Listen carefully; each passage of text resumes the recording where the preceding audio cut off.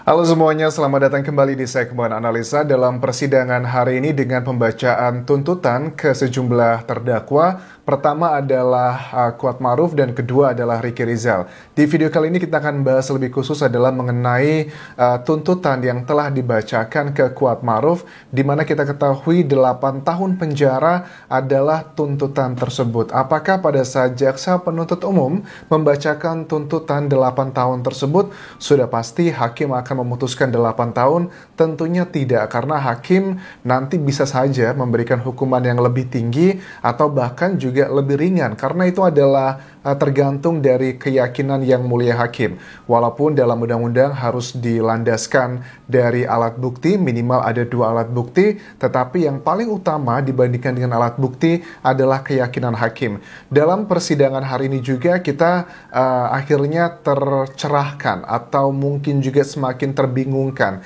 Karena apa? Isu dari awal muncul mengenai motif dari kasus pembunuhan Brigadir Joshua adalah mengenai banyak sekali awal mengatakan mengenai perselingkuhan.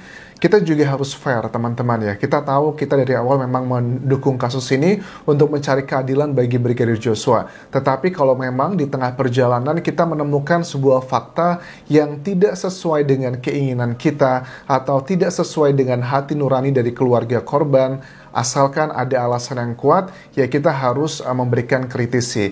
Lantas bagaimana dengan statement dari jaksa penuntut umum yang menyatakan dengan tegas dalam surat dakwaan hari ini bahwa tidak ada pelecehan di Magelang, yang ada adalah perselingkuhan antara Putri Chandrawati dengan Joshua. Apa yang menjadi landasan dasar dari penyebutan motif ini yang menurut jaksa penuntut umum mengenai hal tersebut? Yang pertama kita akan coba bahas dulu adalah mengenai secara alat bukti ya, karena alat bukti dalam persidangan ada 5, keterangan terdakwa, keterangan ahli, keterangan saksi, terus juga petunjuk dan juga surat.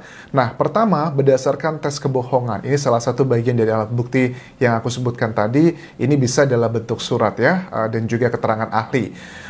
Berdasarkan tes kebohongan, pada saat pertanyaan ditanyakan ke Putri Chandrawati dan hasilnya adalah kebohongan, karena Putri Chandrawati skornya paling tinggi dalam kebohongan, yang artinya dia selalu berbohong di semua pertanyaan. Apakah Anda berselingkuh dengan Joshua?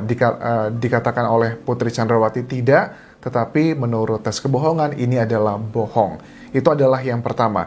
Yang kedua adalah, bagi aku pribadi, kombinasi antara kualitatif dan juga kuantitatif data yang disampaikan dari jaksa penuntut umum juga nggak boleh kita hilangkan begitu saja, karena mereka memberikan keyakinan dari mereka. Sama-sama aja sih, kan jaksa penuntut umum punya keyakinan sendiri, hakim juga punya keyakinan sendiri, tetapi tidak usah khawatir, yang bisa dipakai dalam penentuan keputusan itu hanyalah keyakinan dari yang mulia hakim. Tetapi apakah keyakinan yang mulia hakim dan jaksa penuntut umum akan 100% sama atau 100% berbeda? Menurut aku sih tidak akan 100% sama dan berbeda. Paling tidak ada beberapa hal yang memiliki irisan atau persamaan dan juga perbedaan, karena mereka semua berlandaskan dari alat bukti dan juga fakta-fakta sebelum mereka menuju ke keyakinan masing-masing. Diketahui juga ternyata Putri Chandrawati setelah terjadi peristiwa tersebut di tanggal 7 Juli 2022 di Magelang, tidak diketahui dan tidak ada statement bahwa PC itu mandi setelah hal tersebut. Karena logikanya biasanya ya, kalau orang yang pernah melihat beberapa orang mengalami hal tidak menyenangkan, terutama berhubungan dengan hal biologis seperti itu biasanya merasa kotor dirinya dan biasanya akan langsung mandi bersih-bersih. Tetapi justru tidak terjadi dengan Putri Chandrawati. Bahkan secara logika aja, biasanya kalau orang yang melakukan hubungan badan tanpa ada cinta atau kayak one night stand gitu ya, hubungan cuman 1 malam sekejap gitu, karena nggak ada rasa cinta, biasanya langsung mandi setelahnya. Tetapi tidak dengan Putri Chandrawati. Kok dia habis dibegitukan tetapi kok dia tidak membersihkan diri? Pasti alasannya akan mengatakan, karena saat itu saya sedang sakit, saya stres, pusing, dan sebagainya. I don't think so. Kalau orang udah stres, udah depresi, pasti dia ngerasa kotor, dia pasti akan mandi. Dan ini adalah anomali dari seorang korban yang ngakunya dilakukan pelecehan tersebut. Dan diketahui juga tidak ada satu orang pun dari fakta persidangan yang mengetahui tentang peristiwa pelecehan tersebut. Makanya dari jaksa penuntut umum menilai bahwa ini sih kayaknya bukan karena pemaksaan, tetapi adalah karena ada dugaan tersebut hubungan satu sama lain. Kita sebutnya dugaan karena kalau belum ada putusan dari hakim, jatuhnya adalah masih dugaan. Tetapi karena ini adalah bagian dari JPU, ada bagian untuk menyampaikan apa yang telah ditemukan selama fakta persidangan, menurut JPU adalah karena faktor perselingkuhan tersebut. Kemudian juga tidak dibawa ke rumah sakit. Ini untuk Putri Chandrawatinya sendiri. Dia dengan background seorang dokter, di mana dia sangat tinggi sekali standarisasinya pada saat menjaga kesehatan dari COVID gitu. Tetapi kok untuk kesehatan reproduksinya, apakah tidak takut kalau terkena penyakit menular seksual atau bahkan HIV dan sebagainya? Dia juga sangat ngerti bahwa ada pil yang bisa dikonsumsi oleh korban perkosaan yang itu bisa menghindari dari terjadinya kehamilan ataupun juga penyakit HIV. Dia juga sudah ngerti kalau memang dia adalah korban beneran, makanya itu tidak yakin terjadi peristiwa itu. Kemudian juga masih mau bertemu dengan Joshua. Bagian ini kita ketahui adalah sesaat ya setelah terjadinya peristiwa tersebut, ada Susi dan juga Kuat Ma'ruf yang membantu membopong kembali ke kamarnya Putri Chandrawati. Justru PC meminta Kuat Ma'ruf untuk Ricky Rizal ya untuk dipanggilkan Joshua untuk masuk kamar untuk ngobrol 4 mata. Ini tipikal yang tidak umum, tidak lazim terjadi pada orang yang habis menjadi korban seperti itu. Kalau menurut analisa aku sendiri, apa yang terjadi sebenarnya? Apakah sebenarnya apakah kamu percaya, Anjas, dengan statement yang disampaikan JPU tersebut? Ada bagian yang aku percaya mengenai perselingkuhan tersebut, teman-teman. Aku harus mengakui secara logika memang ada ke arah sana. Tetapi aku menduga sangat kuat, Kuat Ma'ruf ini adalah bagian orang yang mengadukan, melaporkan, melihat tentang peristiwa tersebut. Kemudian Putri Chandrawati, dia tidak mau bertanggung jawab ya. Karena kan tidak semua orang itu berselingkuh atas karena cinta ya. Banyak orang itu berselingkuh hanya karena urusan biologis, karena memiliki kebutuhan dasar seksual seperti itu. Karena ada yang bilang gini, kalau memang PC selingkuh dengan Joshua, tapi kenapa kok Joshua itu dihabisi dan PC juga terlibat dalam membunuh itu? Ya ini adalah salah satu bentuk pecundang ya dari seorang perempuan gitu, karena dia itu sebenarnya nggak cinta dengan Joshua, dia hanya memanfaatkan gitu kan ya untuk memenuhi kebutuhannya saja.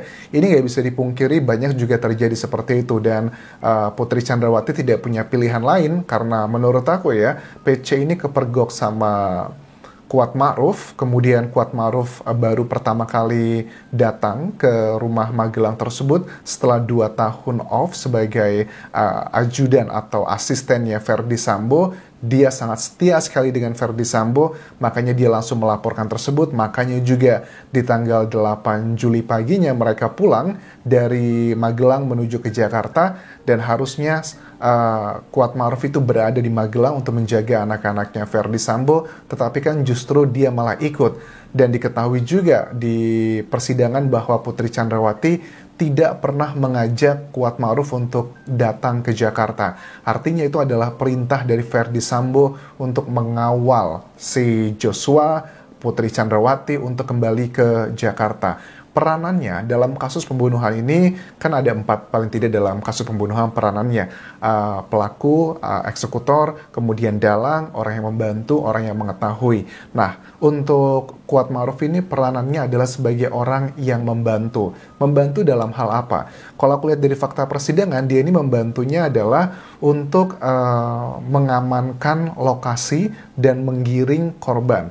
Mengamankan lokasi adalah dia menutup tirai, padahal saat ditutup itu masih terang benderang, dan itu bukan tugasnya seorang Kuat Ma'ruf ya di lokasi kejadian. Kemudian juga dia menggiring Joshua. Menggiring Joshua itu ya kita tahu dia selalu berada di depan rumah mulai Saguling sampai di rumah dinas Duren 3. Itu bagian untuk memastikan bahwa Joshua tidak kemana-mana. Memastikan Verdi Sambo pada saat tiba ada di situ si Joshua korban saat itu.